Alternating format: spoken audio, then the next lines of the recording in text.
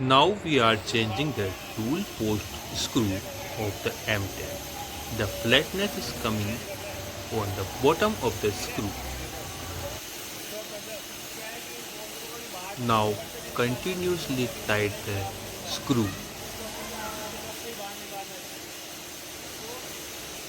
Is don't remove from outside because the flatness is the major problem for removing outside the screw. So keep tightening the screw and catch the screw in the tool post.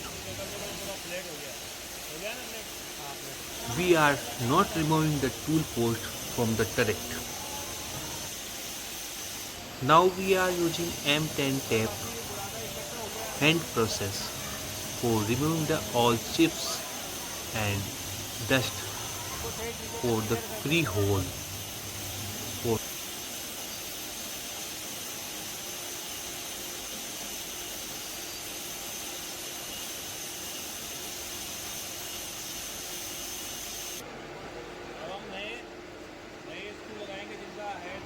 now we are using new screw.